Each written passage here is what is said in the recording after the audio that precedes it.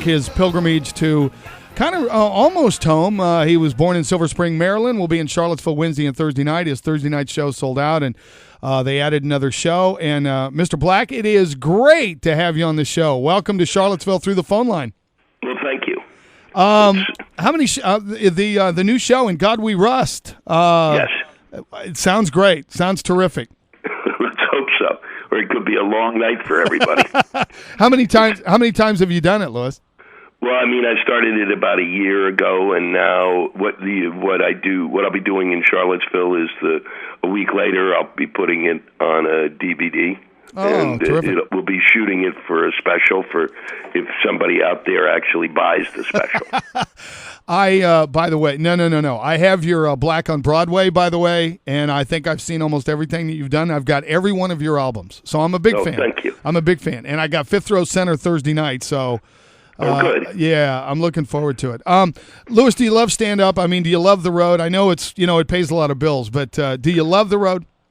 Yeah, I mean, how do you not love something where you show up and then all of a sudden a whole bunch of people show up to see you? I mean, what's silly to me is when people talk about it is they don't get that you spent, a long time, five, 6 nights a week working in comedy clubs, for, getting on planes and going there and spending 6 nights in Hoo-Haville in a condo, and then to be finally able to do it nicely and go to theaters and not deal with, only deal with about, 1/1000th of the drunks.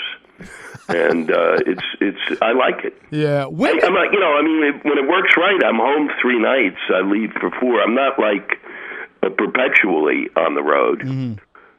So you get home, and it works out pretty well, and I get away with murder. Yeah, you do, and it is great. It is great murder, by the way. Louis Black is with us, Everyday Hotline from New York. All right, real quick into your history. You went to Maryland your freshman. You played basketball, right? And since it's a sports talk, were you good?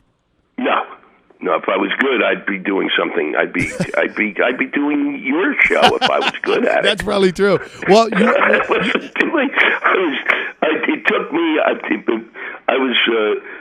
was in grad school in the theater, and we had a basketball team. And a friend of mine showed me why. I spent 15 years shooting a jump shot wrong, and I was like, really? And nobody pointed it out till now, till I was over the hill. Oh, that's too bad. And I have the Wizards now to watch, which has just been the sad. I don't understand why they never get a lot of press about being like one of the saddest stories in franchise history. No, that's true. Yeah. Well, did you when you left Maryland your freshman year? Did you go right to Carolina from Maryland? Yeah, I did. I went down there, and then you go there, and then you immediately—it's unbelievable. People wonder how the Serbs and the Croats, or how these people, the Sunnis and the Shiites, how do they end up hating each other? I was at North Carolina for like 8 days. I didn't know anybody. I didn't know Duke from anything, and then 8 days later, I hate Duke. And I still do. And I still root against them. And one of my close friends went to, I hung out there. But even today I watch them and I want them to lose. I don't care. So you got caught up. I can watch them play just to see if somebody beats them. So you got caught up in that whole Tobacco Road frenzy then? Oh, yeah, no, it's impossible not to. Because they're horrible people, the folks at Duke University. They're horrible. What they've done to this country. Oh, I know. That's true. That's true. Well, I'll tell you, one thing I will tell you is as I've grown older, because they really have done just about everything they can to destroy sports in this country. I mean, they really have. They've got, outside of the NCAA tournament, between the basketball and what football goes on there. And I love sports. I love watching sports. And they just each year distance me further from it by, some of why don't we have a tournament at the end of all of the season of baseball and get make everybody a playoff team, you schmuck. They just do everything that they can. It started in late March. It's freezing outside. And then they send those guys out and go, boy, gee, I can't believe they're getting off to a slow start. Really? It's 35 degrees, you idiot. Absolutely. You haven't done a lot of like sports in your routines, though, have you? I mean, you really haven't dabbled into the. No, the only thing I've talked about in terms of it is golf. Mm-hmm. I did a whole thing about golf and my relationship to golf. Right.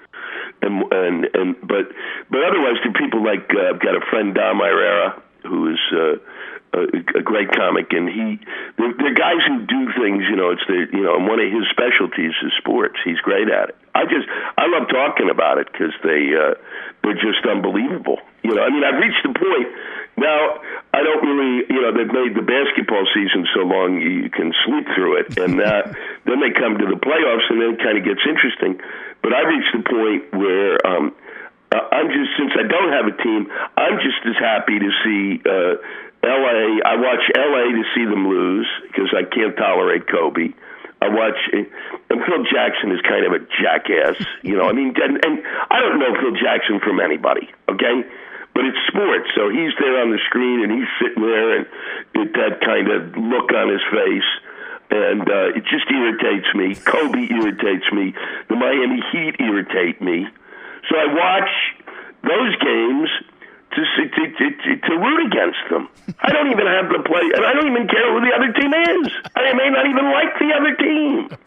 Great stuff. The funniest thing you ever did, and as I said, I've been a big fan for a long time, Lewis, but the funniest thing you ever did was the Super Bowl halftime with Britney and Aerosmith. It was one of the funniest bits you ever did. That's one of my favorites. It took a long time to get rid of that.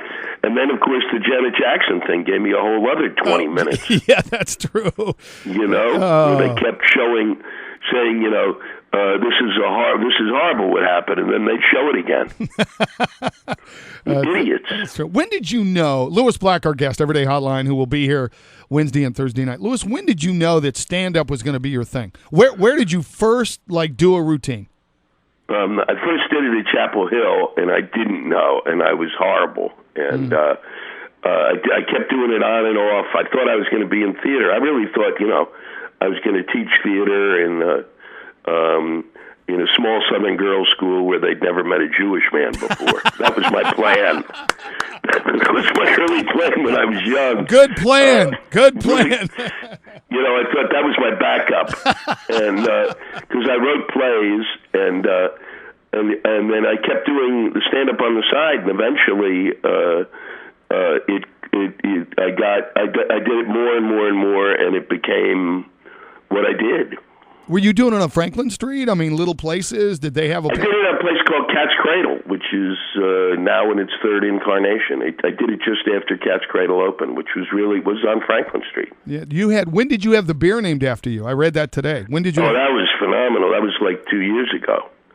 I was very good. And then they came up and said, we're really sorry we didn't know how to get a hold of you, and we just named this beer after you. You can do that whenever you want. I mean, it's that's like a Grammy. Absolutely. Well, with everything in the plays, and I also read today where you've written 40 plays and where you like to just do a little bit of everything. But Lewis, you have reached the top. I mean, you've reached the pinnacle.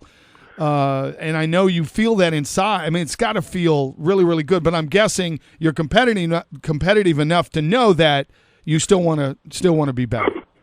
Yeah, I mean, otherwise I'd quit it. Yeah, that's what keeps you going. When do you know? When do you know that it'll be time to step down? Probably when I want to just go on stage and lie down on a gurney. And they have an IV drip of glucose and protein, and then I just babble. Absolutely. Well, the new In God We Rust is the new one. What can we expect Wednesday and Thursday in Charlottesville, Louis?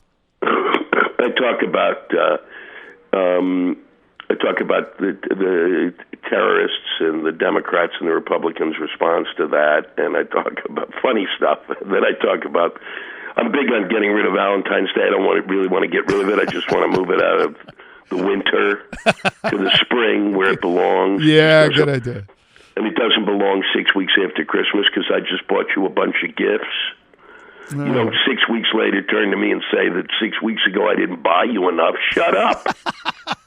What are you, a stroke victim? And then I talk about getting old and going to Ringo Starr's birthday party, and that he isn't old. And I talk about Facebook, and I compare the iPhone to the Droid. Ah, that's good. Yeah, because they're both crap. Well, yeah, exactly. Well, they're both crap. I've had both of them, and they're both noxious. Well, I'm looking forward to it. As I said, I jumped on tickets right away, and it was a pleasure, a real thrill. And I got to thank Eve, your publicist, and your agent, who I just sent a thing to, and I said I'd love to get you on the show. And we're syndicated in the state, and a lot of people. But I just said I got to have Lewis on the show, and so that was great. Thank you very much. But I really appreciate it. I'll be there Thursday, 5th row center, and I'll be the obnoxious one too. I'll be the bald-headed obnoxious one. But good. Well, thanks for your time. All right, Lewis. Thank you so much, and safe travels. Yep, and I'll see you soon. Okay. All right. Bye-bye. He is Lewis Black on the Everyday.